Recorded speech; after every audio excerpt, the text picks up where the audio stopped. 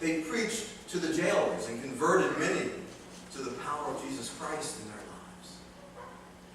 Sometimes they were released from jail, and instead of learning their lesson and hiding again, they'd find themselves right back the next day in the temple preaching the gospel message of resurrection. And when hauled before the Sanhedrin again, they would say, are we to obey men or are we to obey God? Another thing that lets me know the truth of the empty tomb is the story about Saul. You remember who Saul was? He was one of the greatest persecutors of the church. Saul sought to put in prison or to have killed, stoned to death. He was there at the stoning of Stephen. Stoned to death the followers of the way, they called it then. Followers of Jesus Christ.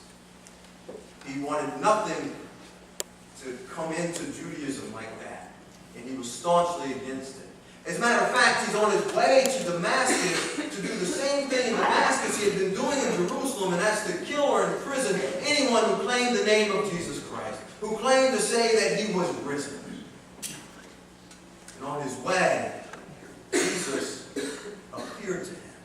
Matter of fact, he fell off his horse and fell to the ground, and he heard the voice of the Lord speaking to his ear. When he asked who it was, he said, it is I whom you are persecuting, Jesus. Paul, through that experience, was converted to Christianity. He had witnessed the risen, the living Jesus Christ. And he was converted. And now this Saul, who had been the persecutor of the church, changed his name to Paul. And is one of the greatest missionaries the church has ever known, and the writer of the majority of the epistles that we have in the New Testament, the letters in the New Testament. One of the greatest theologians of our faith. Now he was being persecuted. He was being thrown in jail. His life was sought and eventually claimed. To me, the proof of the truth of the empty tomb is the transformed lives of those who have seen Jesus Christ. But what about us?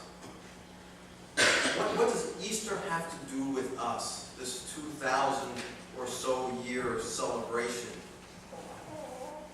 You see, Easter is God's answer to Good Friday.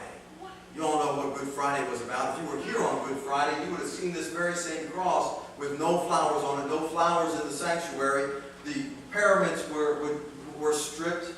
The altar was stripped. And this naked wooden rustic cross was standing here.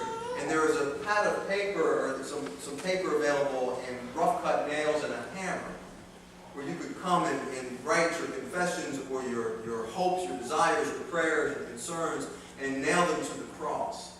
And the church was open from 6:30 until 8 o'clock, 6:30 in the morning until 8 o'clock at night. And people would come in and spend time. We had rotating pictures of the crucifixion, seeing different paintings, modern art and old art. We had soft music playing. It's just a nice place to spend. But Good Friday was the day that Jesus was nailed to the cross. Easter is God's answer to Good Friday. What does it have to do with us today? Don't all of us occasionally have Good Fridays in our own lives? Don't we all have days when the devil is winning? Don't we all have days when the sun doesn't shine and the hope is gone and we can't see any way out of our troubles?